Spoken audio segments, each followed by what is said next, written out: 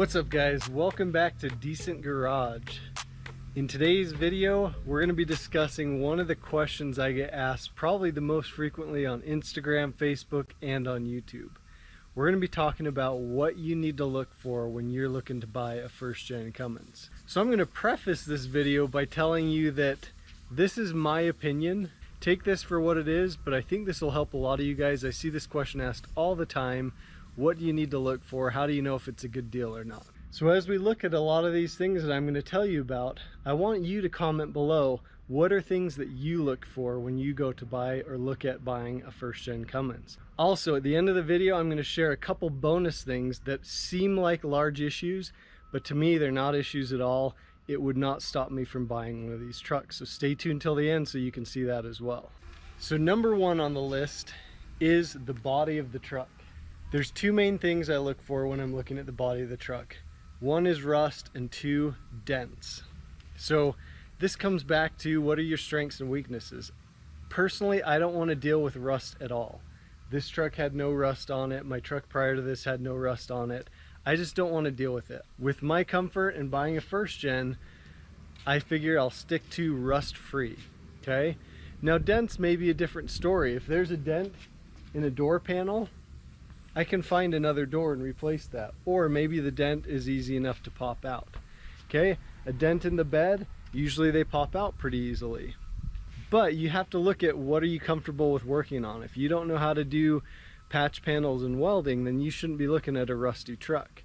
But if you know how to pop out dents and do body work, dents might not be a big deal for you. Now when you're looking at rust, there's some main areas of concern that you should be looking at.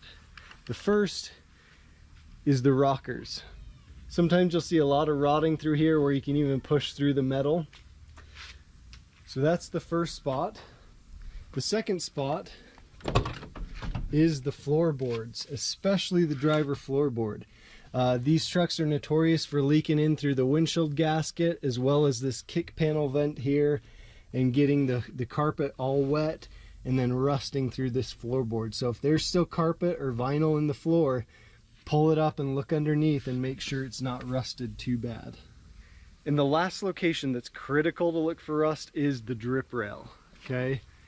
You need to get up here, feel it, inspect it really closely, but if you get any rotting up through here, it's very difficult to fix and replace that. You really have to find a donor cab and splice in a new drip rail. So that is something, if a first gen had that, with any significant damage, honestly, it would be a no deal for me, no matter what the price. All right, the next thing that I look for when buying a first-gen Cummins is the engine. So let's pop the hood and I'll show you a couple things to look for.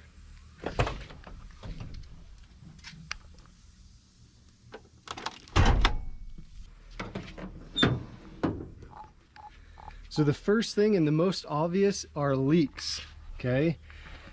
Now when I say this, I'm not saying if it has leaks it's a no deal. These things are going to leak no matter what. So you just have to know where it's leaking from and is it something that you can deal with. For example, the front main seal down here is notorious for leaking. So if you get down underneath and see the axle and the steering components covered in oil, that's typically a front main seal leak, and that's actually not too hard of a fix, okay? Another common area to leak is the power steering pump. Again, not too hard of a fix. Probably the most difficult leak to fix would be the rear main seal. Some of you guys are up to fixing that and some of you aren't, so just make sure if that's what's leaking, are you up to the task of fixing that? The next thing I would look for is the turbo. So when you go to check out a truck, this intake, it's a 7/16 nut on there. So all we're going to do is unscrew that, pull that off, and we're going to check for shaft play on the turbo. So to check for shaft play in the turbo, you're going to grab the center section and you're going to check up and down as well as in and out.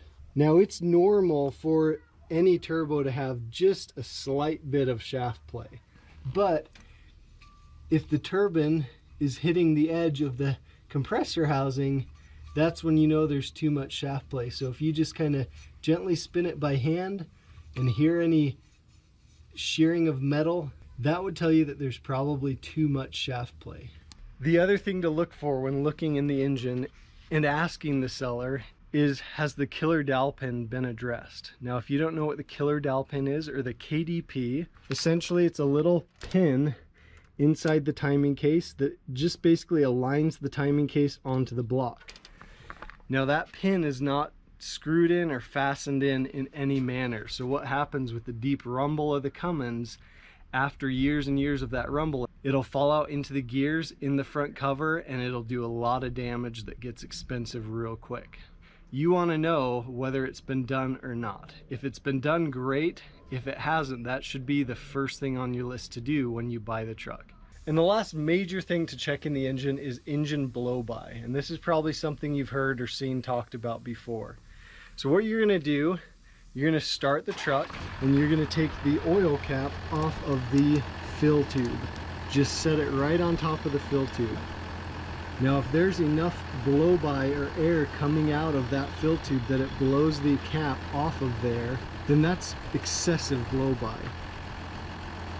It's normal for pretty much any Cummins to have at least some blow-by. So just because you set the cap on there and the cap's moving just a little bit, that's totally normal. All right, number 3, what is the configuration you're looking for? Now by that I mean, are you wanting a 4-door crew cab, a 2-door extended cab or a club cab, or a single cab?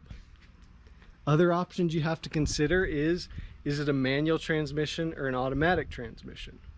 Is it 2-wheel drive or 4-wheel drive? And lastly, is it intercooled or non-intercooled? So, as you guys know, the crew cab first gen did not come stock with a Cummins in it.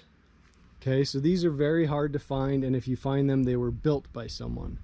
The extended cab or the club cab configuration came from 92 and 93, so it's only in an intercooled motor. The single cab was available from 89 to 93. Now as far as intercooled and non-intercooled, these motors were non-intercooled from 89 to 90 to 91, the first part of 91.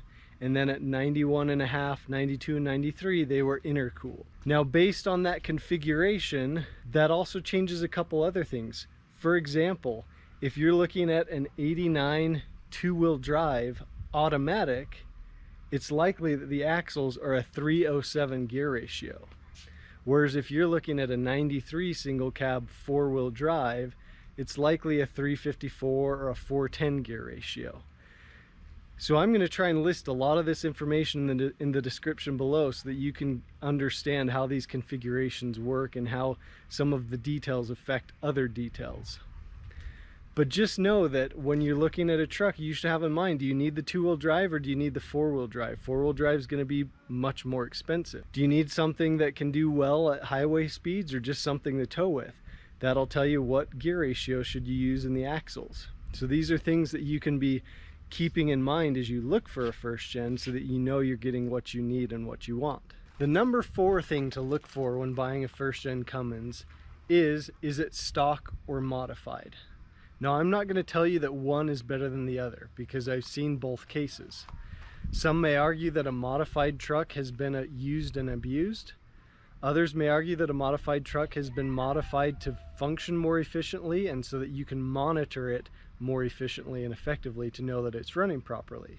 Some may argue that a stock truck is the best way to go because it hasn't been messed with. But if you buy a stock truck and you plan on doing any performance upgrades, those are costs that you've got to factor in that you're going to have to buy eventually to upgrade things, such as the injection pump, the turbo, the injectors, anything and everything. So again, it's not my opinion that one is worse than the other, but just know going into it, what do you want? If you're going to buy a stock truck and you plan on modifying it, you're going to have to cover those costs. Whereas sometimes you can buy a fairly modified truck and the person selling it is really selling it at a loss compared to all the modifications that they did to it. So you can get a good deal on all those modifications that they've done to it. So just feel out when you're checking out the truck, has it been used and abused if it's overly modified, or has it been modified for a good reason? All right, number 5 for the things that I look for when buying a first-gen Cummins. Wiring. Wiring can be a complete disaster in these trucks if anyone has messed with them.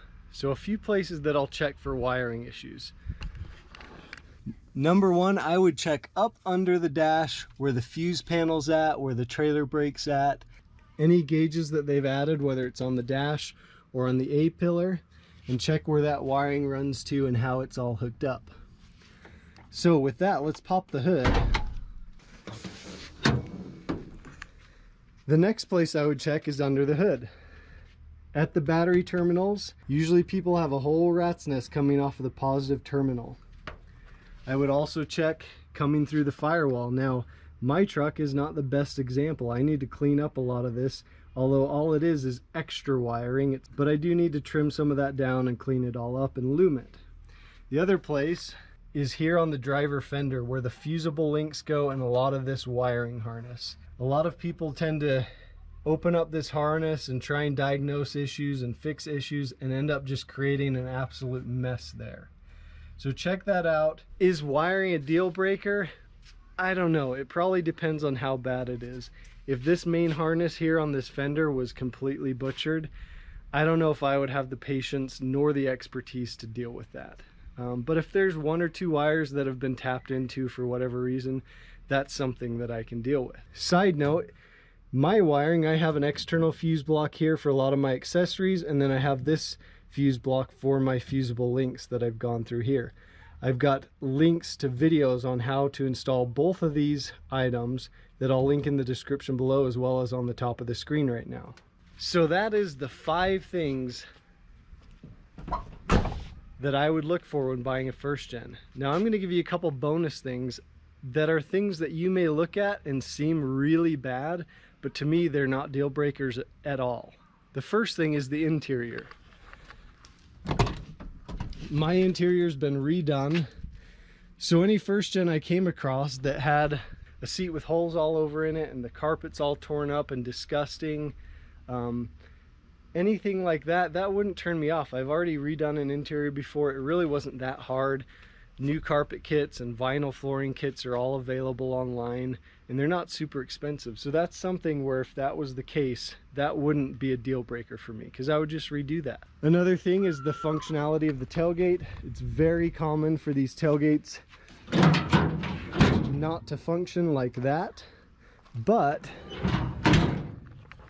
that is very common in first gens, and that would not be a deal breaker for me. In fact, I've got a video coming out that'll show you how to diagnose and fix any tailgate issue. All right guys, so those are my 5 tips for looking to buy a first gen Cummins. Like I said before, they're my tips. Yours may differ, but I want to know what you guys think in the comments below. Anything different, or what do you agree with me? Thanks for tuning into the video. If you're new here, make sure to subscribe. We got plenty of projects left to do on the crew cab.